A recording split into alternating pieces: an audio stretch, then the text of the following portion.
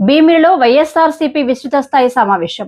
Party బలోపేతమే లక్ష్యంగా భీమిలి నియోజకవర్గ సమన్వయకర్త చిన్న శ్రీను పిలుపు.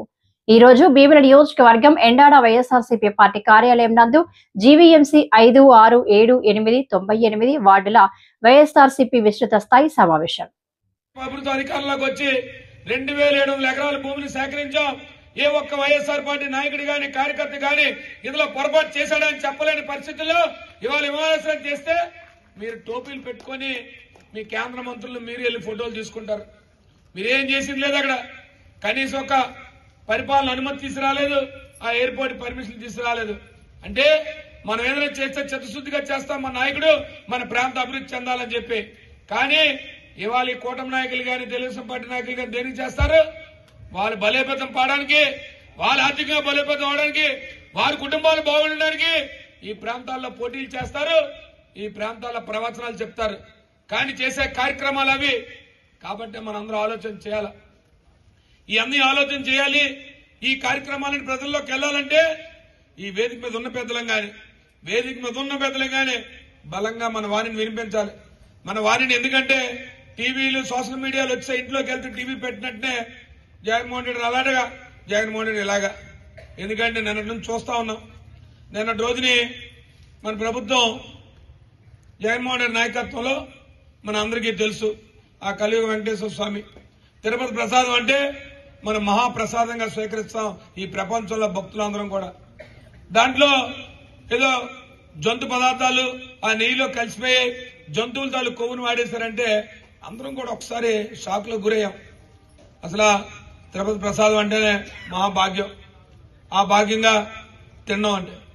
కానీ మనకు నమ్మకం మన నాయకుడు అలా కాదు. మన నాయకుడిలో చిత్తశుద్ధి ఉంది. ఎలాంటి కార్యక్రమమైనా గట్టిగా చేస్తాడు. ఎలాంటి దగ్గర రాజీ పడ్డు. ఎప్పుడైనా అందులో ప్రజల తాలూకా మనోభావాలు, ముఖ్యంగా భక్తుల మనోభావాలతో ఆయన చాలా కఠినంగా ఉంటాడని మా అందరికి నమ్మకం. ఆ నమ్మకం ఇవాళ తెలుగుదేశం పార్టీ ఛానళ్లు, టీవీలు, పేపర్లు ఇంకా ఒక మహానాయకుడు అయితే ఆయన ఉప ముఖ్యమంత్రి గారు సనాతన ధర్మం చెప్తారు. వారైతే ఇంకా వెళ్లి ఏదో గుడి మెట్లు కడిగేసి బొట్లు తీసి రాయికి వెళ్ళిపోయారు. నేను ఇదేదో జరుగుతూ ఉంది. ఇవన్నీ చూస్తే మరి వినాలి ఒకసారి. మీరందరూ కూడా ఇవన్నీ తెలుసుకోవాలి. మనం ఇవాళ అదేమైంది మనకు తెలీదు. సుప్రీంకోర్టు సుమోటోగా అంటే ఆ వెంకటేశ్వర స్వామి ఆ సుప్రీంకోర్టు జడ్జి గారి మనసులో ఉండి ఇమ్మీడియట్ గా ఆయన సిబిఐ ఎంక్వైరీ వేశారు. ఈ సిబిఐ ఎంక్వైరీ వేసింది ఈ రాష్ట్ర ప్రభుత్వం, కేంద్ర ప్రభుత్వం కాదు. ఈ జరుగుతున్న పరిస్థితిని పరిశీలించి సుప్రీంకోర్టే స్వయంగా సిబిఐ ఎంక్వైరీ చేసి ఆ సిబిఐ ఎంక్వైరీలో నేను తేలింది ఇందులో ఎలాంటి కల్తీ లేదని చెప్పి స్వయంగా చెప్తే ఒక్కసారి మరి ముఖ్యమంత్రి గారు గాని వాళ్ళ పార్టీ నాయకులు గాని అమ్మ మనం దుష్ప్రచారం చేశాం, ఇదంతా పోయింది, మొత్తం మన దుష్ప్రచారం ప్రజలు నమ్మలేదు, ఇవాళ చూస్తే డైవర్షన్ అయిపోయింది. నిన్న ఉదయం లేసి మన అందరం కూడా వెంకటేశ్వర స్వాముల దగ్గరికి వెళ్లి అన్ని నియోజకవర్గాల్లో కూడా ఆ కార్యక్రమాలు చేస్తా ఉంటే నిన్న ఏం జరిగింది? నిన్న అంబటి రాంబాబు గారు మళ్ళాగే కార్యక్రమానికి వెళ్తూ ఉంటే టీవీల్లో కర్రలు పట్టుకొని, రాడ్లు పట్టుకొని రోడ్ల మీద ఈ రాష్ట్రంలో అసలు శాంతి భద్రత ఉందా? ఈ రాష్ట్రంలో ప్రజాస్వామ్యం పనిచేస్తుందా? ఈ రాష్ట్రంలో రాజ్యాంగం అమలు అవుతుందా అనే విధంగా ఇవాళ రోడ్ల మీద ఉంటే వారి మీద కారు మీద దాడికి దిగితే ఇవాళ వారి ఇంటి మీదకి వెళ్లారు. వాళ్ళ ఇంట్లో రక్షణ లేక రాత్రంతా 11 వరకు ఇంట్లో ఆ మహిళలు గాని ఆ కుటుంబ సభ్యుల మీద దాడులు. ఎక్కడైనా రాజకీయాల్లో ఎక్కడైనా ఉందా ఈ కార్యక్రమాలు? ఎప్పుడైనా ప్రజాస్వామ్యంలో ఎప్పుడైనా ఇలాంటి పరిస్థితులు ఉన్నాయా? దానికి కారణం మీ పరిపాలన 22 సంవత్సరాల్లో ఎక్కడా కూడా పరిపాలన లేదు. ఎక్కడా కూడా మీరు ఇచ్చిన హామీలు అమలు పరచలే.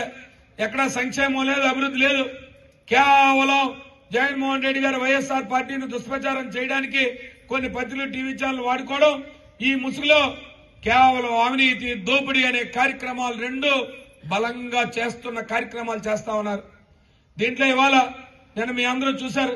పెద్దల సత్యబాబు గారి నాయకత్వంలో, పెద్దల జిల్లా అధ్యక్షుడు కేకే రాజు గారి నాయకత్వంలో ఇవాళ గీతం భూముల్లో పెద్ద ఎత్తున పోరాటం చేస్తే స్వచ్ఛందంగా వైఎస్ఆర్ పార్టీ కార్యకర్త నిరసన దీక్షకి వైఎస్ఆర్ కార్పొరేటర్లు అందరూ కూడా ఒక సైనికుల్లాగా దాన్ని అడ్డుకునే కార్యక్రమం చేస్తే దొడ్డి దారిని మీరు మేము ఆమోదించుకున్నామని వెళ్ళిపోయే పరిస్థితి.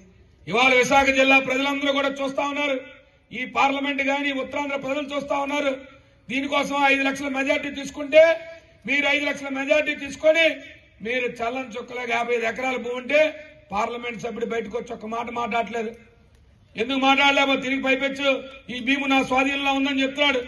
ఏమయ్యా, జైలు రోడ్లో ఆనాడు జగన్మోహన్ రెడ్డి నాయకత్వంలో, పెద్దలు సత్యబాబు గారి నాయకత్వంలో ఇవాళ ఉన్న వేదిక మీద ఉన్న పెద్దలందరూ కూడా అక్కడ స్ట్రీట్ వెండర్లకు రాత్రిలో రెస్టారెంట్ ఎవరైనా రాత్రి పూట పగలు చదువుకున్న వాళ్ళు లేదా పగలు పనిచేసి ఇంకా నా కుటుంబాన్ని పోషించుకోలేని వాళ్ళు ఆ జైలు రోడ్లో రాత్రిపూట హోటల్ పెట్టుకుని రెస్టారెంట్లుగా బళ్ళు పెట్టుకుని వ్యాపారం చేసుకున్న వాళ్ళందరినీ మొత్తం రాత్రి తోసి పారేశారు.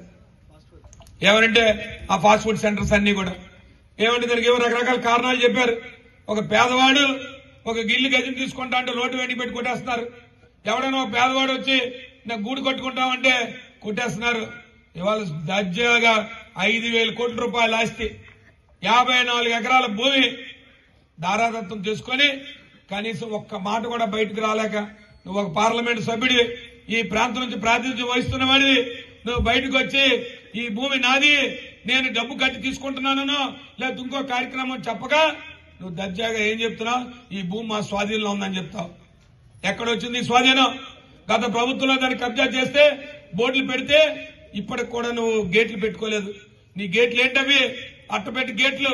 ఈ గేట్లతో నువ్వు ఉండి ఇవాళ నువ్వు విద్యా సంస్థల కోసం నువ్వు ఈ ప్రాంతంలో మాట్లాడుతా ఉన్నావు. ఈ ప్రాంత ప్రజాప్రతినిధులందరినీ అమాయకులు చేసి ఈ ప్రాంతాల్లో ఉన్న వాళ్ళందరూ కూడా మేము ఈ ప్రాంతం బాగుంటే బాగుంటాం, ఈ ప్రాంతంలో వచ్చే మా పిల్లలకు ఉపాధి వస్తుంది, మా కుటుంబాలు బాగుంటాయి, మా వ్యక్తులు బాగుంటారు, లేదా మా ప్రాంతం బాగుపడుతుందని చెప్పి మేము వచ్చి రాష్ట్ర స్థాయిలో నాయకత్వంలో ముఖ్యమంత్రి స్థాయిలో ఎవరైనా ఏదైనా చెప్తే కార్యక్రమం చేస్తాం.